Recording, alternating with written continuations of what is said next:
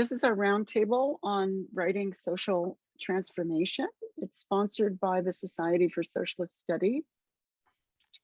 My name is Abigail or Abby Bakan, and I am very pleased and privileged to serve as chair of the panel today.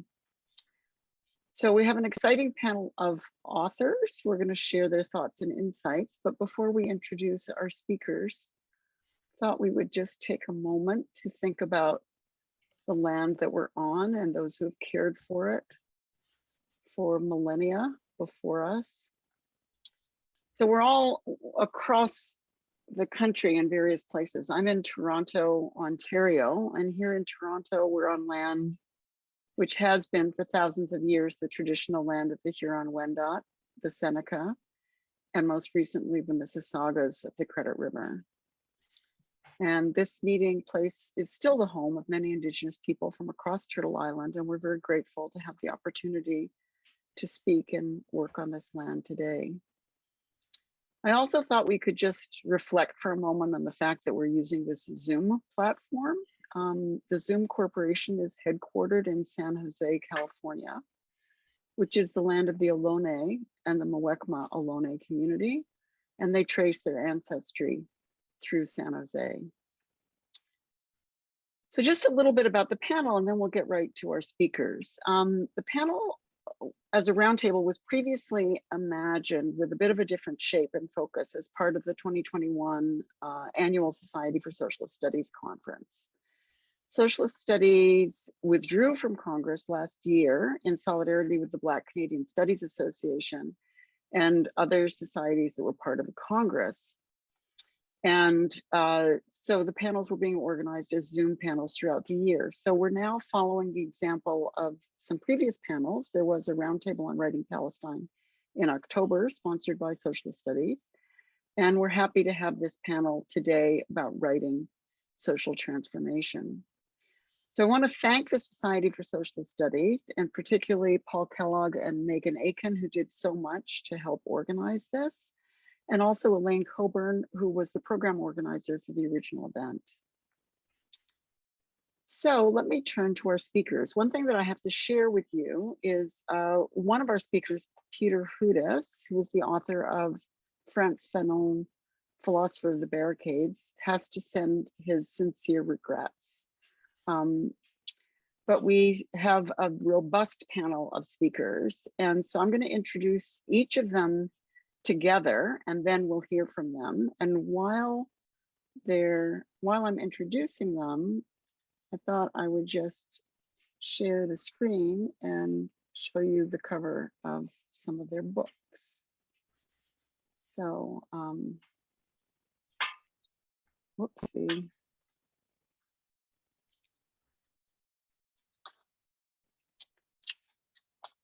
So our first speaker is Josie Auger, who is Associate Professor in Indigenous Studies in the Faculty of Humanities and Social Sciences at Athabasca University, and the author of My People's Blood, Indigenous Sexual Health Recovery.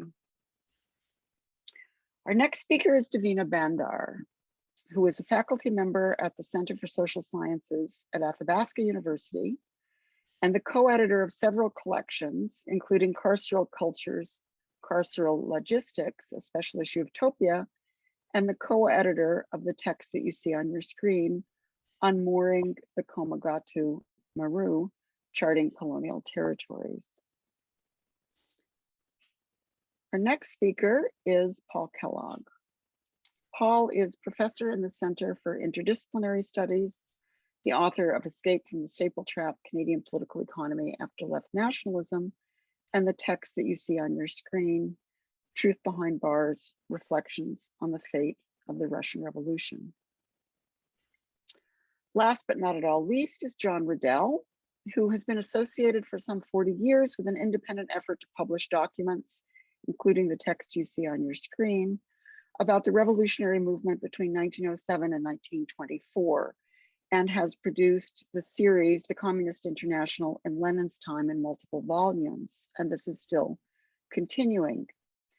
John's work is supported by colleagues in the political science department at York University, and notably by his partner and author, Suzanne Weiss, as well.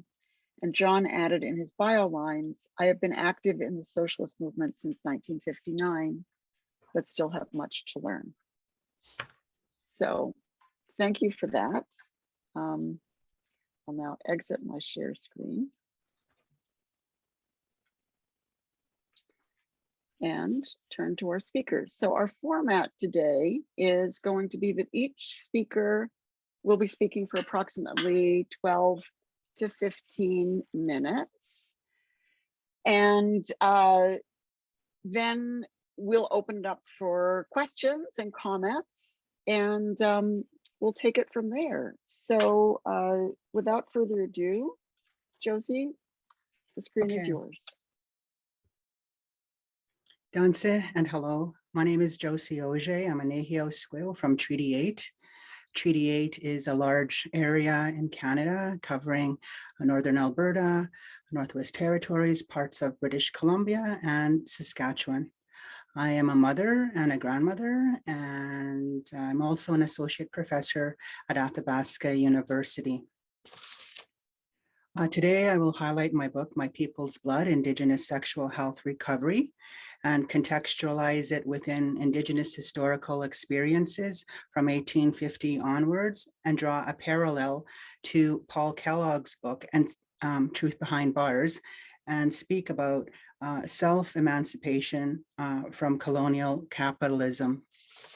The book, My People's Blood, Indigenous Sexual Health Recovery, has a chapter on the context and health of Indigenous people, Innuak, our people, in the face of European patriarchy and the subjugation of Indigenous women and men. In that book, I share how popular theater and action research helped young people develop 3 plays with a popular theater practitioner and a group of elders as a support group. In the book, I also provide a model based on the methodology. I introduce Grandmother Spider, Kokomanakisis, who helps me weave the Indigenous iterative web and bring popular theater and action research together while including the social determinants of health. The assumptions for the study design were that Aboriginal sexuality is affected by political, historical, cultural, psychological, and social factors. This research was important to help bring the message to the people and remind them that life is sacred. Prevention and health promotion are ways we can be self-determining. Apart from that research and knowing our culture and language form our identity, we know we have unique collective differences as sovereign people. Prior to treaty, the Cree were one of the strongest tribes on the plains. My family traveled, well, some members of my family traveled from Manitoba, where Manitoba is now, across the plains to northern Alberta. So I have an Athabasca University is located in Treaty 6 territory. Also that it's really important to remember who you are and to know where you come from and to be able to talk about that in the context of our identity. So I just wanted to share that. And also I wanted to share my screen here and show you, go to the next slide. Before treaty, we were very strong people. You know, when we talk about treaties, I'm talking about, you know, from the time of, 1850s and onwards, that the Indigenous people were very strong. The Cree were a very strong tribe, and people had traveled all across this land, going from one area to another area hunting. This picture that you see here is a picture of buffalo, and the buffalo give their lives, and all parts of the buffalo and the animal were used for sustenance and survival for many people, including the Cree.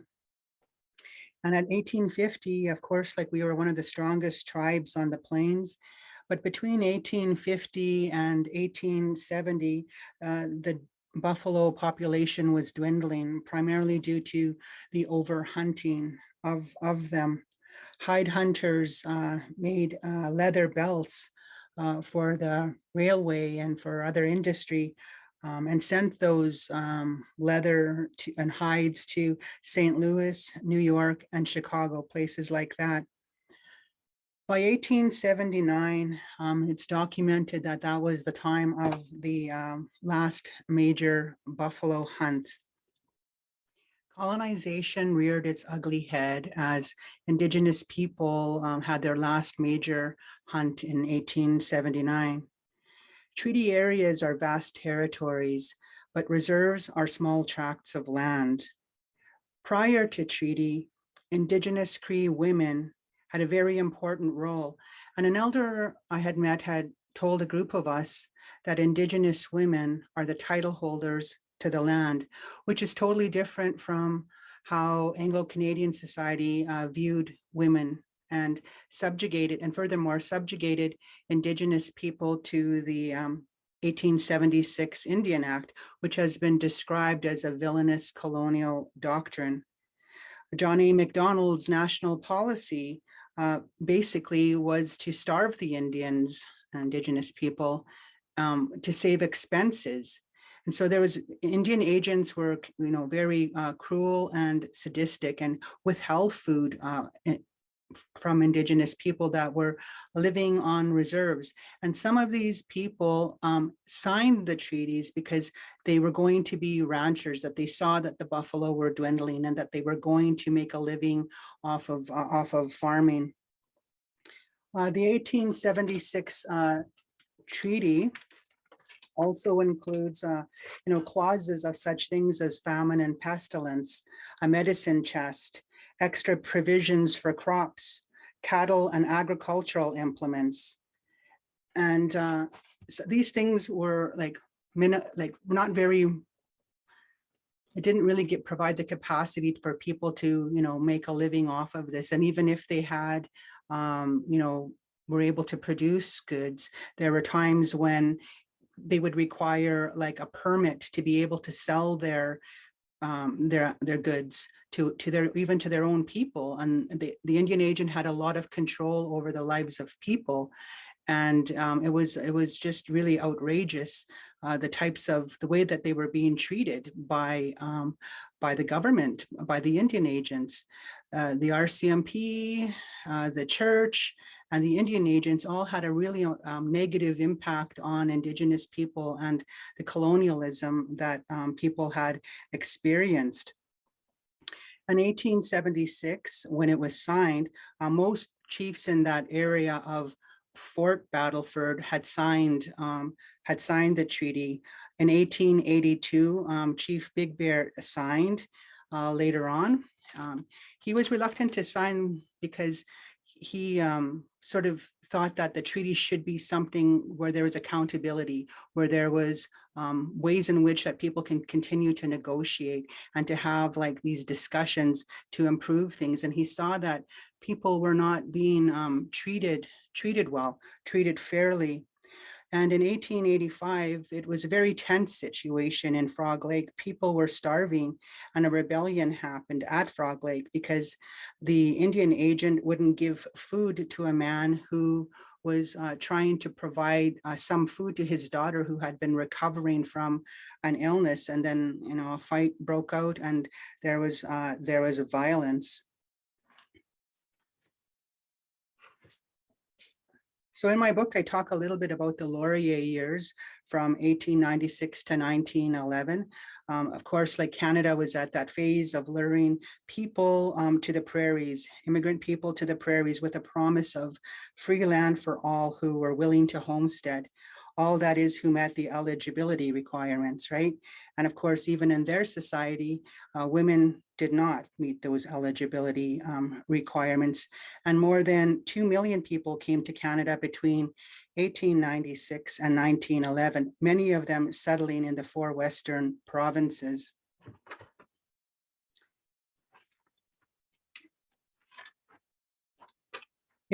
I wanted to make a connection to Paul Kellogg's book.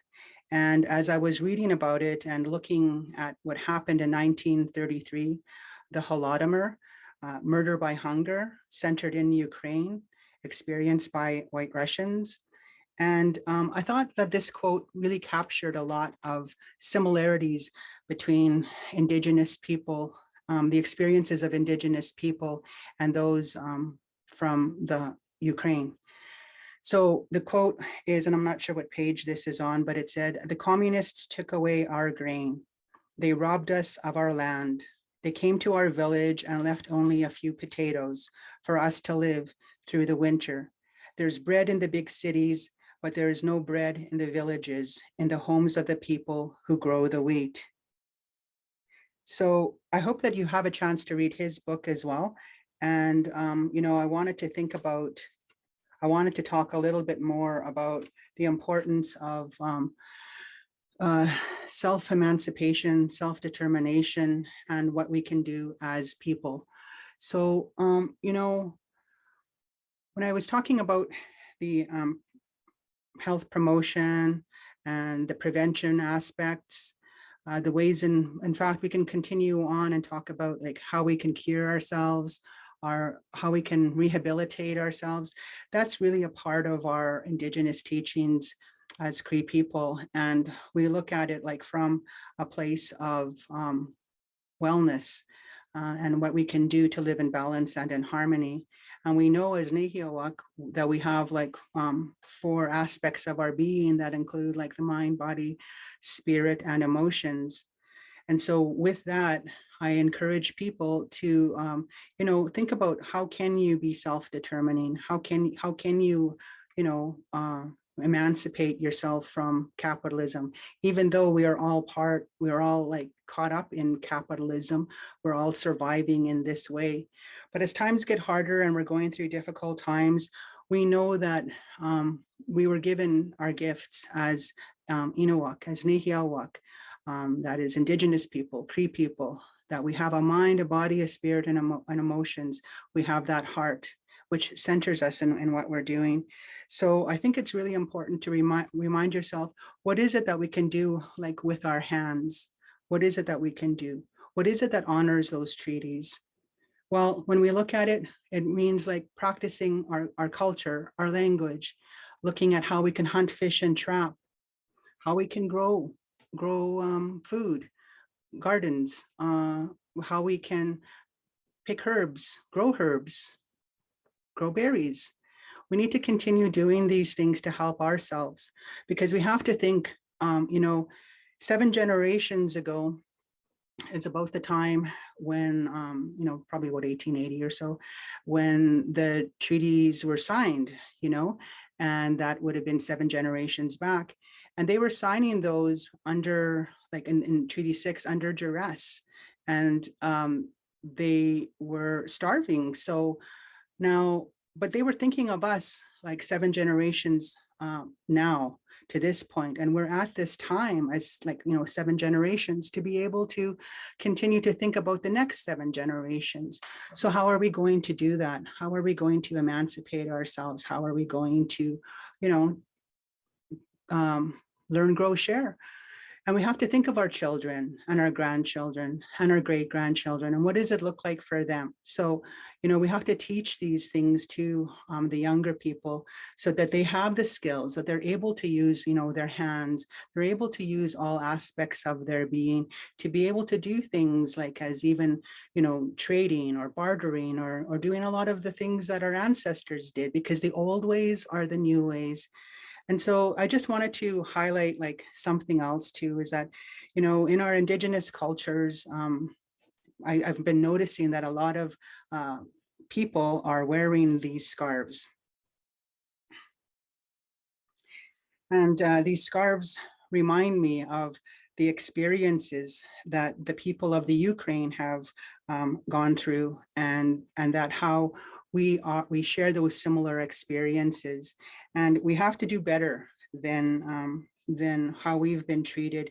We have to think about like our children and our grandchildren and our great grandchildren so that we can move forward. And we need to continue to doing our own research and talking to the elders and the knowledge keepers, as well as studying in these Western ways, so that we can,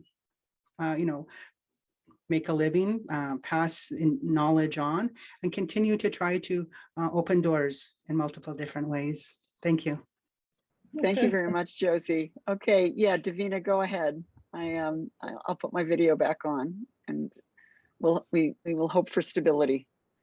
Yes, let's Thank hope. you. I always say whenever it rains really hard in BC, my internet goes out. So that's pretty much all the time. But so hopefully it's stable.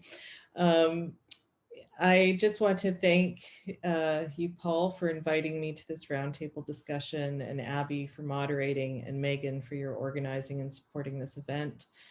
And thank the Society for Socialist Studies for hosting us today.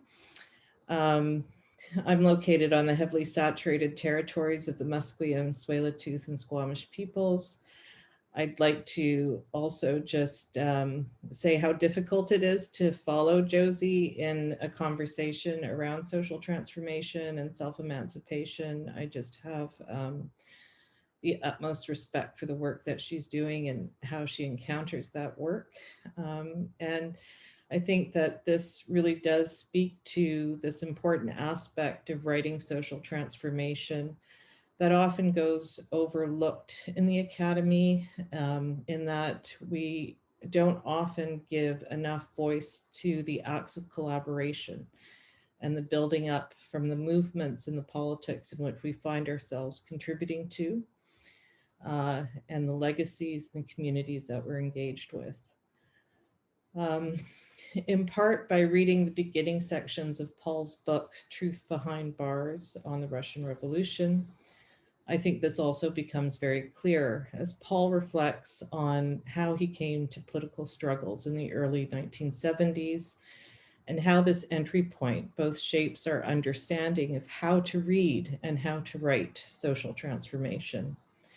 And I just really want to say my appreciation, Paul, that the book is so wonderfully written and your voice is so clear, and it just, I talked to your sister about it, but anyway, it contributes greatly to a methodology of reading the political and what are the attending issues that form and shape the lens through which a historical movement and struggle are understood, and whose voices are heard and amplified through the pages of this history, and what does this lay bare for us to understand in the present political moment. So this coming here today gave me the opportunity to also reflect on the projects that I've been involved with and the choices and how I came to contribute to those works. Largely, what I find most engaging is work that emerges out of a visceral response to political questions that arise and come into conversation with various collaborators. Largely speaking, the university academic institution estimates the value of an academic that is measured in systems that rank our highly individuated contributions to scholarly community, which sometimes jettison the efforts in thinking through collaborative projects that lead to social transformation. So in coming to the roundtable today, I wanted to talk about two of these projects, which I think are motivated by the call to social transformation. I'll most likely only really talk about one of them. The first project is this co-edited collaboration titled Unmooring the Komagata Maru, Charting Colonial Trajectories. And so while there has been a great many pages now written and films made and cultural artistic productions on the voyage of the Komagata Maru, and Rita DeMoon raised the question in 2012, inviting me to work with her on a project discussing the upcoming centenary of the ship's fateful arrival in Vancouver. I didn't hesitate to agree to this, and I almost never disagree with when Rita asked me to do something. I had, in a way, continued to work on ways, and I continue to work on ways to write the social political history of South Asian diaspora in British Columbia for quite some time. And it's deeply intertwined with my family's history of migration, displacement, and emplacement in the racial regimes of white settler space of British Columbia. I've encountered personally a great deal of apprehension in working through my own project because of encountering the intimate levels of knowledge when engaging in a history of your own community. The stories that circulate like ghost stories, haunting photographs, archives, oral histories, challenging the attempt to capture and make them more concrete. These stories expose for me what Avery Gordon has suggested in Ghostly Matters as highly complicated life stories that need to explore the very social structures that make life complicated and those things that remain both absent and haunting our work. Gordon reminds us that these stories that don't fit neatly into disciplinary boundaries require a certain amount of reflection from renewed perspectives. The ways in which these images and stories are currently collected, archived, and curated is also deeply political, because through the acts of curation, depending on the institution that is involved, there are particular narratives that are being employed that shape the historical formation of these subjects. This haunting may take the form of a monstrous exhumation of past wrongs and rights, obfuscating our view of the present, while others are sprightly ghosts that can no longer be repressed. Too often, the writing of minority histories comes at a cost of understanding in full detail the apparatus that is hidden, organized, or repressed this knowledge from coming to light. The language surrounding a community's self-discovery or how to engage with a past that can easily be reinvented, appropriated, or celebrated. The opportunity to work in collaboration with Rita Damoon, Renisa Mawani, and Sitwinder Baines was also important for being able to make visible various tensions that exist in methods, practices, theoretical frameworks, and political articulations in a subject matter that is often not subject to clearly analytical debate. Instead, the topic of Komagata Maru has been easily arrested by the state once again, either through the framework of multicultural heritage, redress and apology, or ethnic community relations.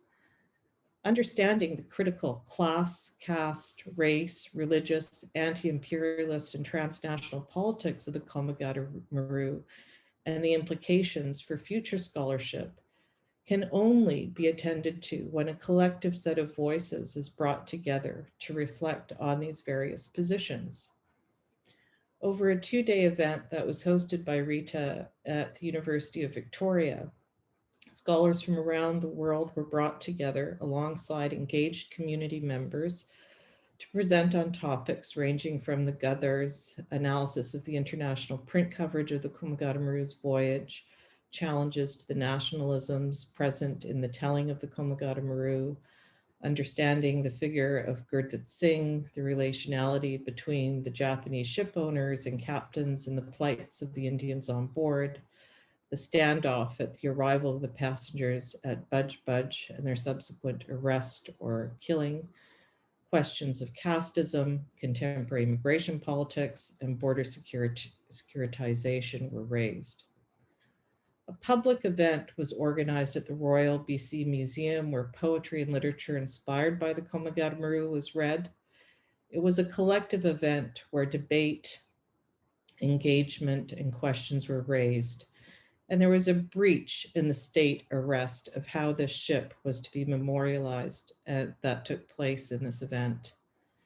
In writing Social Transformation and the edited collection that emerged, it was central to both Rita and I in the writing of the introduction to the text to challenge the somewhat break apart the hegemonic rendering of the Komagata Maru as a tale of Canadian nationalist redemption in the form of apology.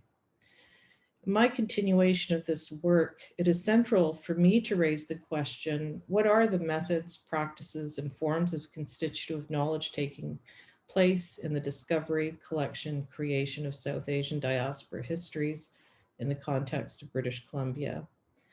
How are communities being recreated in this process? In this position, the non-white migrant is understood to have the same narrative of embattled hardship to overcome in order to one day own property, a legal right that is sanctioned by the law that enabled dispossession. By placing such a fine point on these distinctions and by highlighting the multiple ways in which racial capital informs relationships between dispossession and possession, I explore in my other work how the non-white immigrant perhaps can only be said to form a provisional, somewhat circumspect feeling of belonging, or what some have argued is a possessive inclusion. This form of possessive inclusion is a tricky act of liberal recognition. It is the attempt to include others as settlers and pioneers, even though these same others were undesirable and inadmissible at the time of entry. Possessive inclusion structures how one is able to feel included. It is an emotional, effective economy of belonging. The economy of belonging is based on the situated reality that belonging is only possible when there is an amnesia regarding the loss of a name or identity in the spite of this loss and acceptance of a newly formed self. So it's here that I'd like to just return for a moment and think about why in Paul's case, it took him 40 years to read a book on a shelf that held answers that he couldn't or didn't want to know. What are the blinders that we put up to shield ourselves from our own moorings in how we enter knowledge that is deemed important? How do we work through the ghostly presence and hauntings of knowledge that we have shelved or buried?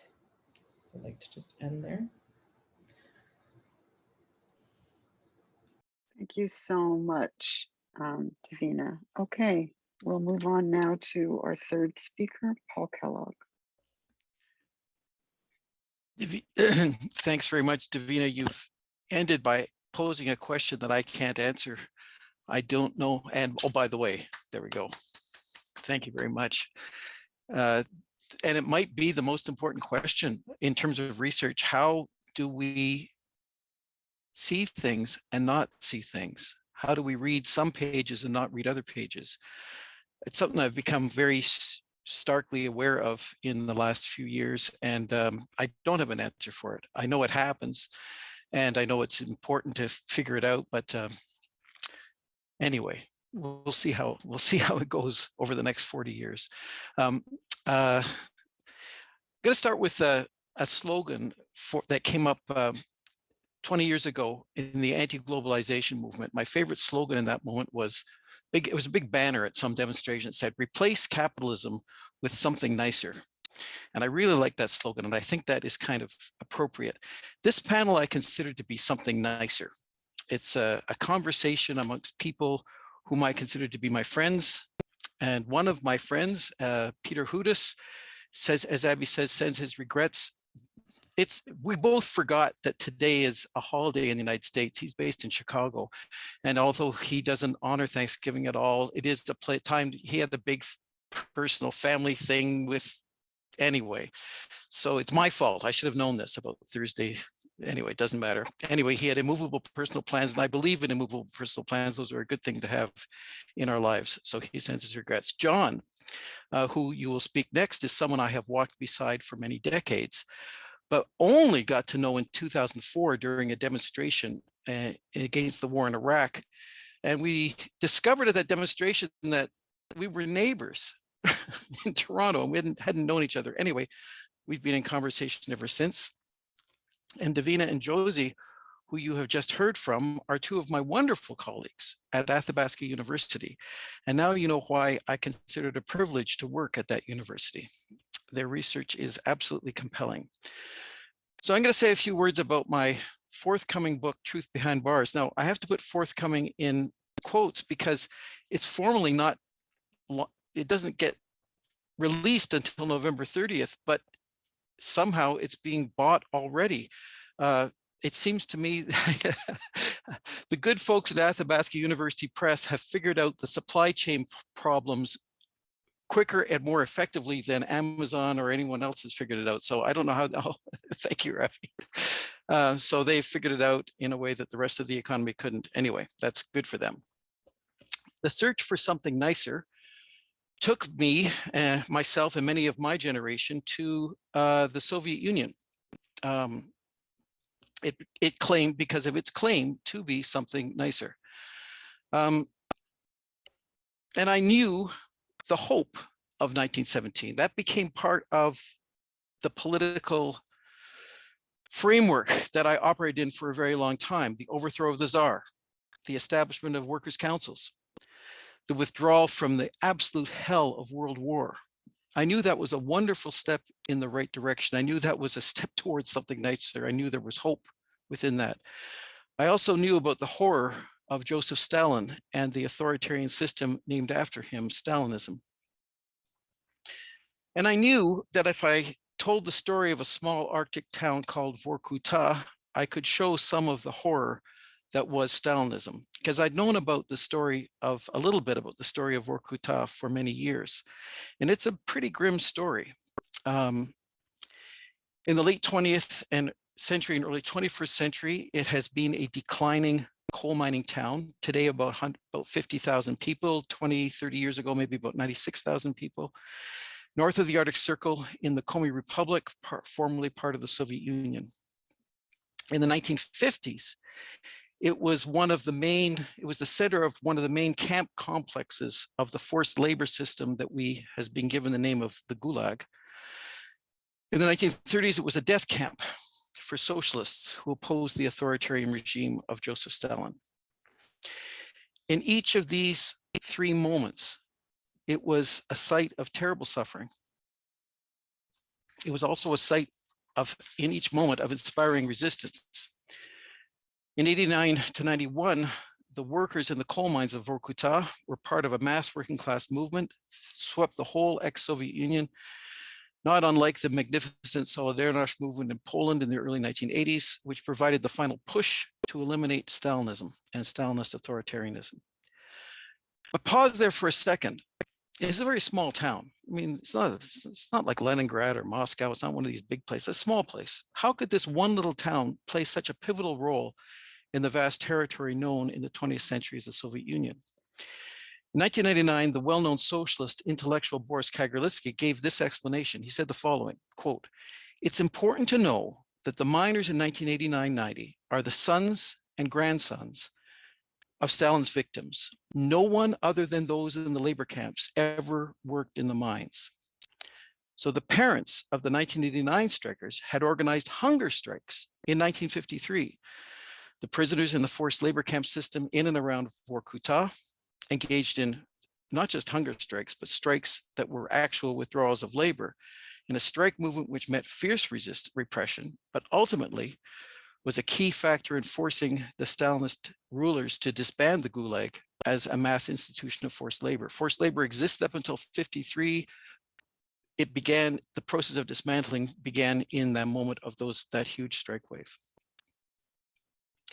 The grandparents of the 1989 strikers, 1,000 of them, went on hunger strike in the bitter winter of 1936 to 37 to protest the horrendous conditions facing political prisoners in their wing of the Gulag. These 1930s hunger strikers, and it gets very confusing. It is a very confusing story. They were socialists, many of them followers of Leon Trotsky, who in the mid-1920s had become the most visible critic of Stalin's authoritarianism. Their situation was grim. One of them wrote a poem. I'm going to read it. "Above the Arctic Circle in a lost corner of the world, the earth is shrouded by coal-black eternal night. The wind howls like a wolf that will not let us sleep. Oh, for just a glimmer of dawn in this oppressive gloom. A sinister presence floats in the shadows. We are alone with our anguish and our sense of doom. Above the Arctic Circle, there is no joy, my friend. A furious blizzard erases all our tracks. Don't come for us. Don't be tormented by us. Save yourself. But maybe if you find a moment, remember me, my friend." That was one of the socialists who ended up being killed in 1937. Turn again to Kagarlitsky. The miners the generational component of this is real. And this person who wrote the poem is part of a chain that goes through 3 generations from the 30s to the 50s to the 80s. What about that hunger strike they engaged in? 1,000 of them went on hunger strike. It's a very hard tactic, a hunger strike. It's the tactic of people who have no other tactics who are in despair. It lasted 100 days. It included people as young as 12 years old. Some of the children went on strike. They won. The hunger strike won every one of their demands was granted. But it was a Pyrrhic victory. The victory was only tactical. In 1937, after the strike was over, by 1937, Stalin had decided to liquidate all opposition to his regime. The strikers and their families, some 1,200 people in total, were moved to a special series of tents in an abandoned brickworks. They had little food, little protection from the bitter cold, no papers, no pens. That latter was a big deal. These were all scholar activists devoting their lives to analyzing the world, organizing, writing about it, and organizing to replace capitalism with something nicer. With pen and paper, they had been for years publishing underground newspapers in prison, which they ironically called Truth Behind Bars, from which I took the name of my book. Truth Behind Bars is a very sarcastic title in Russia because the classical title of newspapers in Russia was Pravda. Pravda is the word for truth. So this is Pravda behind bars, or Pravda in prison. But in the brickworks, they had no pen and paper. So they did a verbal newspaper. They spoke to each other.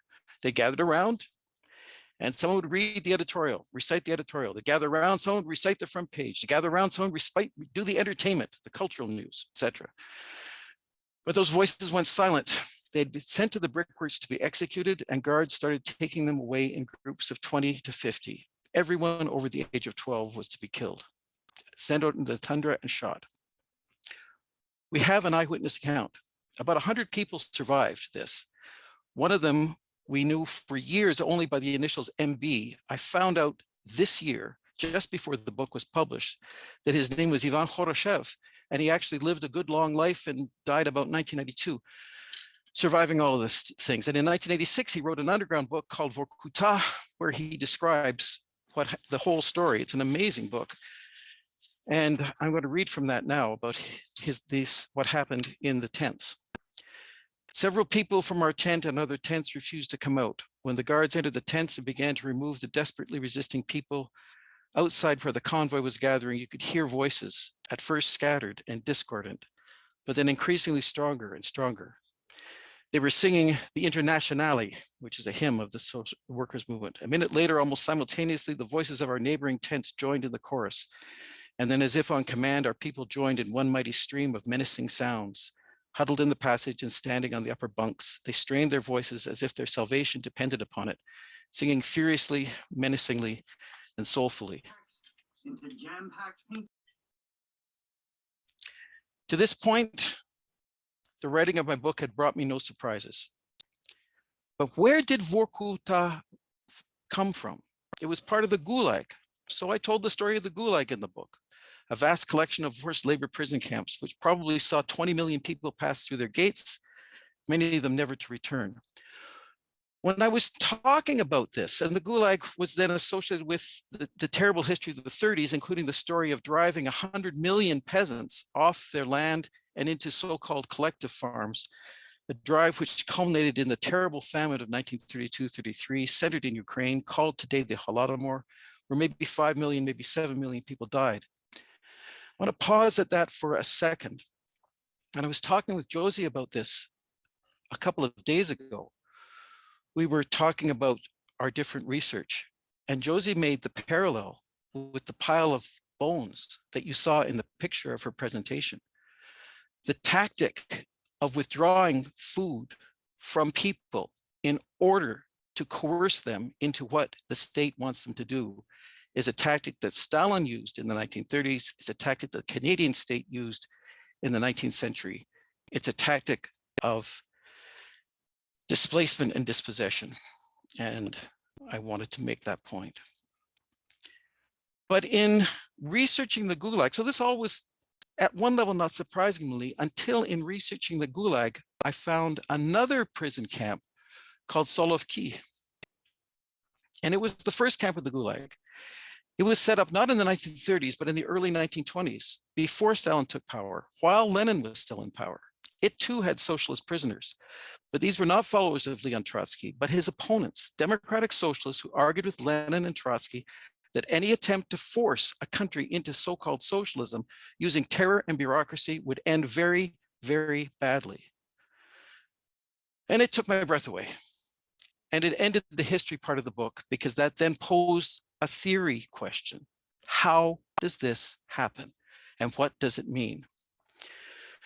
What linked the socialists in Solovki in 1923 with the socialists in Vorkuta in 36-37, with the forced labor strikers of 1953, with the coal miner strikers of 1988-89. They were on the road to something nicer. When their politics were based on collective self-activity, on the road to self-emancipation, the same phrase that Josie put in the title of her presentation. They were on the road to nowhere when their politics were based on substitutionism. We might also call this elitism, the notion that a minority, a party, an executive, a bureaucracy, an elite, knows better than ordinary people what is best for those people. This kind of elitist substitutionism can lead to some things, but not to something nicer. So I think I've got, do I have 2 minutes left? You have exactly 2 minutes, yeah. 2 minutes left, okay. In writing the contours of the story, I saw more clearly the deep flaws in the approach of individuals I had formerly held in the highest regard, in principle, Vladimir Lenin, who very confidently both theorized and practiced a substitutionist politics. I won't say more about that. You can read it in the book and draw your own conclusions. But surprisingly, I found some individuals hidden from history, many of them exiled, imprisoned, and executed, who saw things in the moment very, very clearly. One name you will know, maybe, Rosa Luxemburg. She's achieved some fame, and I really deeply respect her contribution. Another one, Maria Yaffe. And here's a few who I don't have time to talk about now, but I'll just tell you their names. Yuli Tseterbaum Martov, his sister, Lydia Tseterbaum Dan, his friend, Raphael Abramovich, his close ally, Eva Broido, her daughter, Vera Broido. They were all in the thick of the big events of the Russian Revolution. They all opposed capitalism. They all opposed war and imperialism. They all supported the workers and the peasants, taking society into their own hands. But they also all knew that there could be no shortcuts. Terror and bureaucracy would not lead anywhere but to a cul-de-sac. I didn't know these people before I researched this book. I know them a little bit now, and have learned from them a tremendous amount. And that's where I'll end. Thank you. Thank you very much, Paul. Everybody's keeping right on time. And now, last but not least, John Riddell, take it away. Well, thank you. And thank you to Paul for this very important, although harrowing, discussion. I'd just like to say, first of all, that the power of the picture that Paul has presented is new, but the basic facts are not new. They've been known for a long time. They were known back when I became politically conscious in the 50s. And I think it might be interesting to investigate the process through which this picture was conveyed, heard, and understood by the progressive community in Canada over the decades. Now, that said, I will go to my topic, which is China, or more specifically, an attempt to understand an aspect of a revolutionary process in China through the experience of a single individual. And this individual's name is Zhang Tailei. He was born in 1898 and he was executed in 1927. I know him because he appears in one of the books which I published. A speech by him appears in one of the documentary book collections. He originated in a poor family in a city called Shangzhou, a city that was first founded about 3,000 years ago. he managed to make his way to university, and in 1919, he joined a cultural political current called the May 4th movement. You read of it in Chinese history. It was a movement of people searching for a new road and a new society, but uncertain about the road. As a university student, he was soon expelled from the university for his activism. He founded a youth organization oriented to communism. I'll show you a picture of him at about the time I'm talking about 1921. Now, in 1921, he made contact with other communists in China, and they organized and proposed that he go on a journey to Moscow. Now, that was a very difficult voyage at the time. To go by train had been possible, but was out at the time because of the Japanese occupation of Vladivostok. And he had to take the voyage by boat, which took several months. And he then took the train across Europe. And he arrived in Moscow for the Third Congress of the Communist International, which gathered around 500 to 1,000 people in sessions spread over about 3 months. Of the congresses of the communist movement at that time, I would say it was the one that was most Eurocentric. By that I mean most focused on the socialist movement and its activities in Europe, as contrasted to what was going on in the rest of the world that made up the enormous majority of the world's population.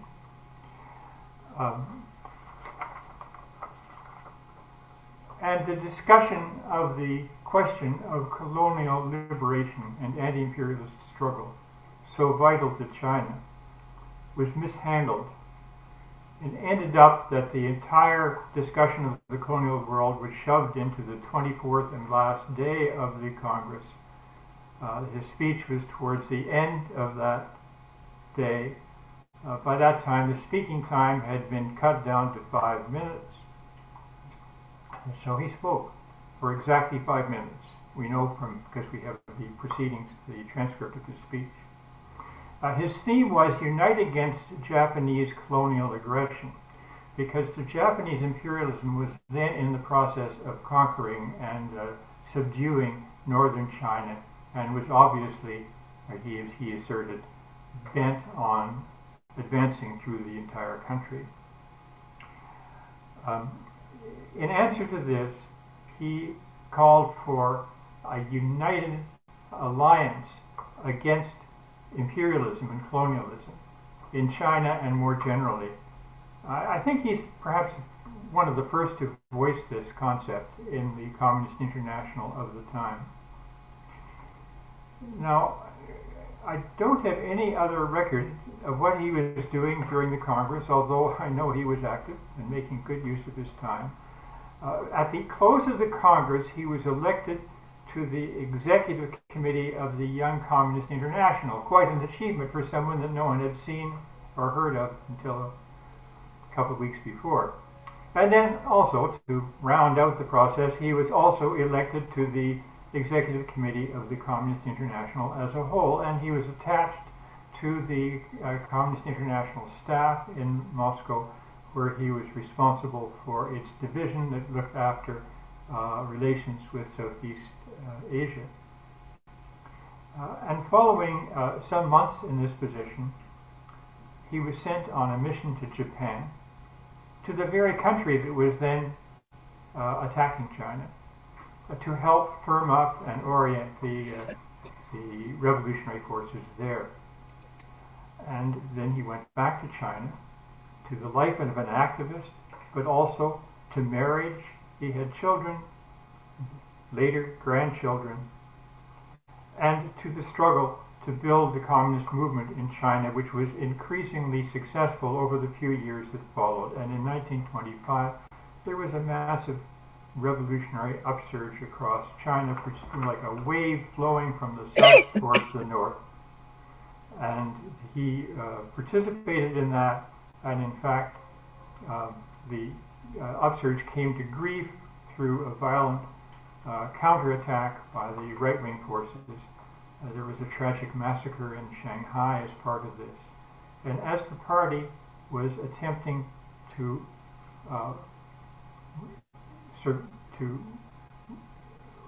revive from this experience and reknit its connections and get going again, he was sent to the south of China, to Guangzhou, to help consolidate the communist movement there.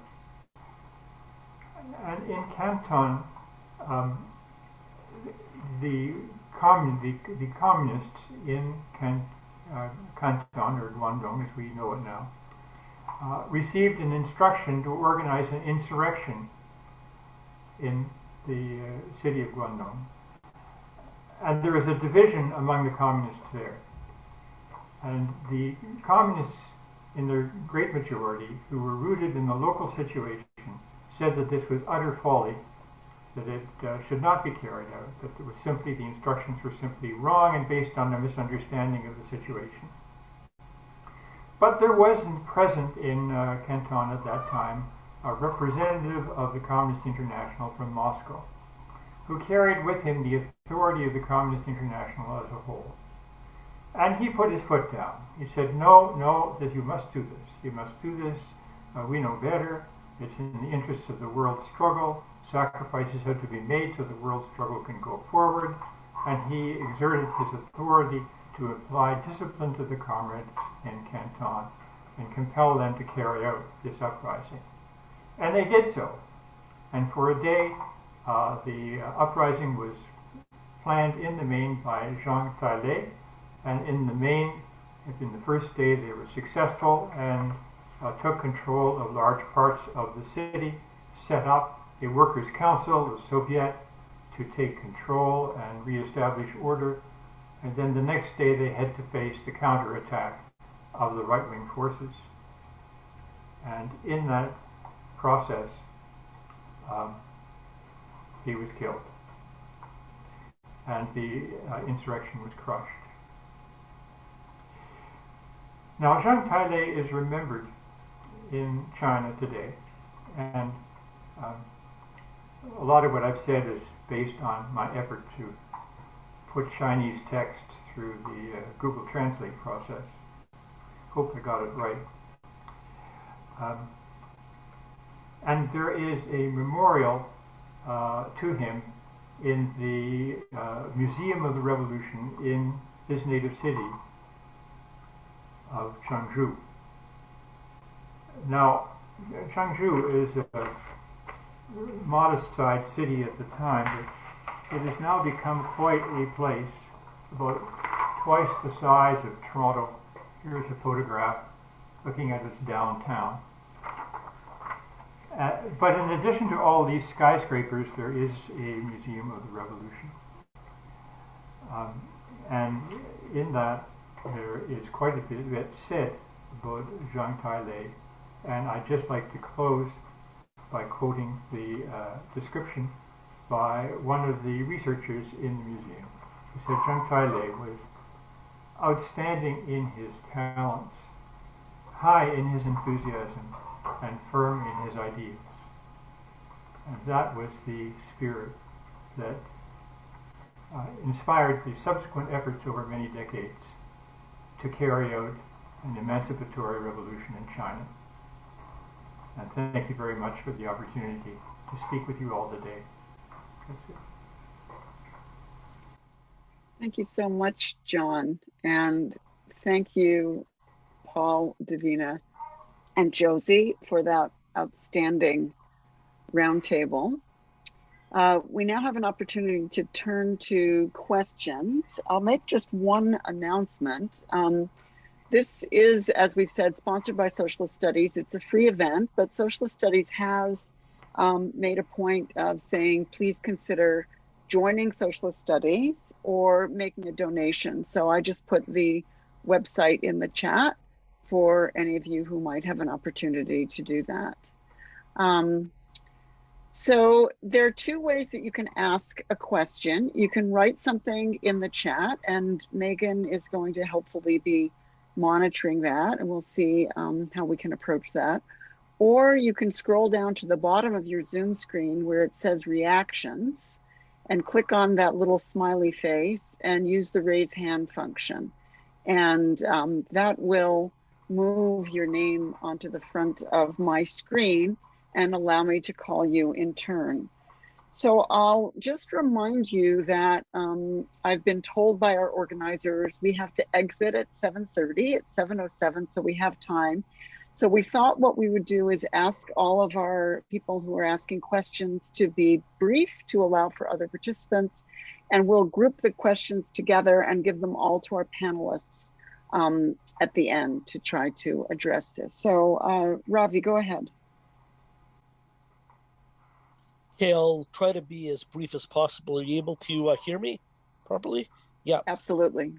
So I want to thank all the presenters. They were all amazing, but in the interest of time, my question is only for Dr. Kellogg. I had the pleasure of reading, and I posted my own review of Truth Behind Bars, but I've been following Paul's career for decades and the evolution.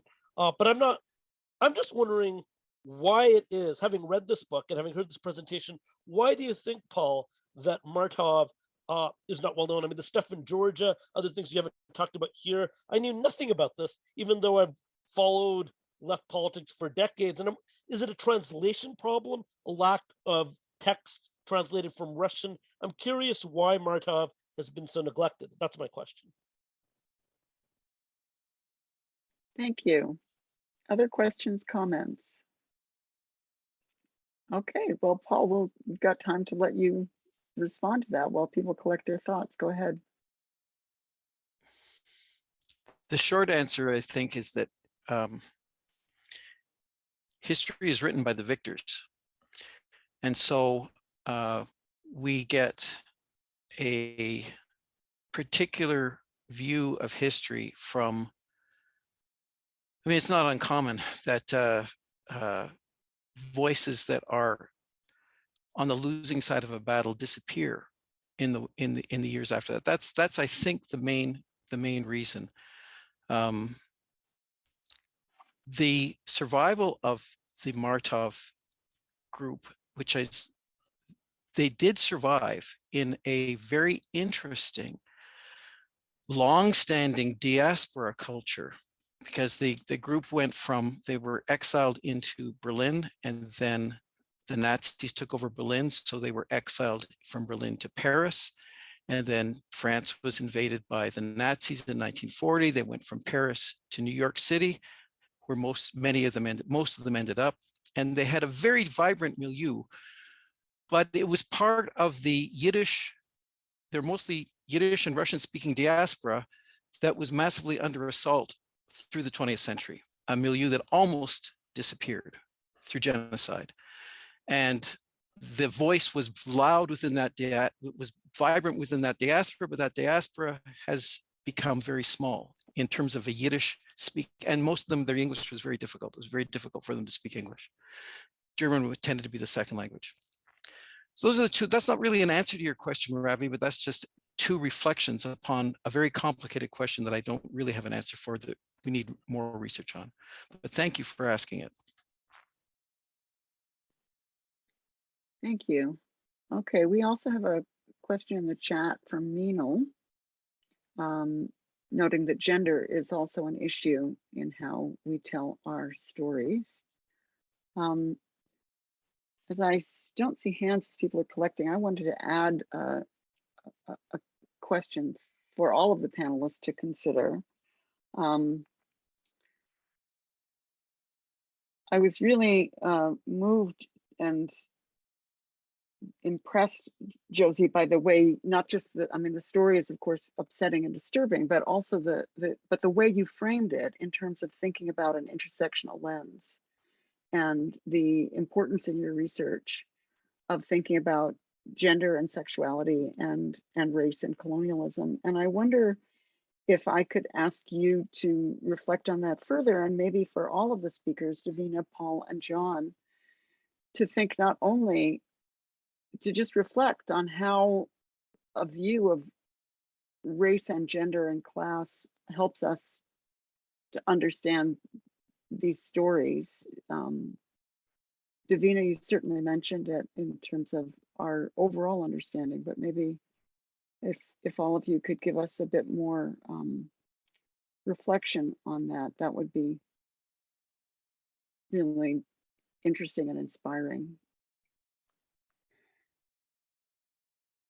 I think it's really been, it's really important. Like I've been really inspired by Indigenous women who are brave to talk about like their invasion of sexual boundaries recently, and to talk about their views like on, you know, the historical, the political, how like the Indian Act has affected their lives, how historical trauma has impacted them, and their bravery, their courage has really like inspired me to be able to look at um,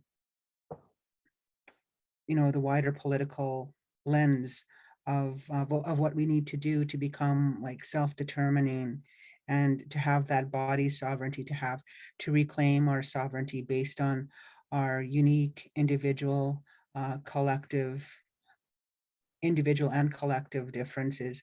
I think it's an important lens for people to look at, and I'm going to pursue this further. The book that I wrote was based on working with youth and using popular theater and action research in an Indigenous community, but I'm taking it further now and really looking at what Indigenous women have to say, what they've said, and hopefully work on another book in the future, an edited book. Thank you. I think, I guess, like, I think like I think it just comes with understanding, you know, that there's balance, that there needs to be balance. And while like Indigenous men are also like acknowledging like the importance of Indigenous women, it's really now the time for Indigenous women to be able, and the 2S LGBTQ, to be able to have their voices heard, to enrich and to provide another view rather than just this patriarchal colonial lens that we sometimes internalize, that we have to decolonize, which is often messy, turns everything upside down and inside out. Thank you. Yeah, if I can just add to that, I mean, sometimes in the context of looking at South Asian diasporas and other racialized immigrant communities in Canada, the problem is how immigration takes place, as you all know, and how, you know, that becomes its own barrier when it comes to gender and the histories of that. And, you know, Anakshi Dua has done really great work in looking at early South Asian women and the form of gender and nationalism in these cases. And there are only, I think, 4 women who are on the ship, and, you know, these very early histories of how gender became a point through which, you know, bachelor societies were kind of created, and then these histories and retellings emphasize often South Asian settlers as being, you know, male, you know, very male identified, and kind of these patriarchal communities start to emerge as the historical lens through which that history is investigated and promoted. And I think that yeah, the interesting stories that you hear are often collected in women's circles and often collected in those kinds of conversations. And to hear about, you know, my grandmother's kind of, you know, histories, I think, in coming to this country is very different from hearing those other perspectives. So I understand the gender issue, and I think that it's you know, the intersectionality is implicit in how we must sort of engage in these questions. While it seems it's very easy to hold on to these histories and create kind of hegemonic narratives of these histories that don't look at these questions very clearly. And that's something I hope we can resist a bit more. Thank you. I think we'll just turn to the rest of our panelists if you have any comments. Paul, would you like to respond? And then John? The points raised about gender and race are extremely important. And I dedicated my book to Rosa Luxemburg and Maria Jaffe because Maria Jaffe was in the Gulag. Rosa Luxemburg was not, but she was a socialist who wrote from prison because she was in prison for her anti-war activities. And there is no question in my mind that of the texts written in the moment of the Russian Revolution, 1917-18, the clearest one, the most prescient one, was the one written by Rosa Luxemburg from prison in 1918 that her comrades didn't want her to publish because it was too critical of Lenin and Trotsky, basically. And it wasn't published until after she died by her friend Paul Levy.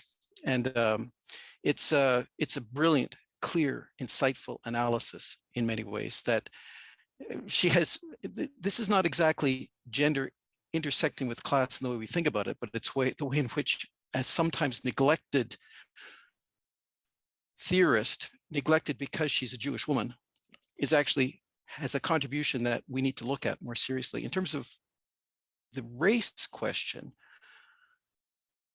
I was blown away when I was looking. I didn't talk about the show trials. There were show trials all through the 20s and 30s against against the different left groups. I won't go into the details. Again and again and again and again and again, the majority of the people on trial were Jewish. Over and over and over and over again. It's a drumbeat, and it reflects a drumbeat of anti-Semitism that is just embedded in the entire story, and you cannot separate it from. And it took me to study. I tried to figure it out a little bit. It took me to the Pale of Settlement, which is where the Jewish population of Russia during the Russian Empire was forced to live. And in the Jewish Pale of Settlement comes the first and the most important of the mass workers organizations of the day, which was the Bund. It was the biggest, it was the most important, it was the most significant, it was the most rooted. I'll stop there. That's not so much a story about race, but a story about racism and anti-racism, anti-Semitism as a form of racism. You cannot understand the Russian experience without trying to figure that out. It's an overwhelming story. And anyway, those are my thoughts from the question posed by Meenal about gender and the question posed by Abby about gender and race. Thank you. John, and there's some interesting points in the chat that people can read, better comments.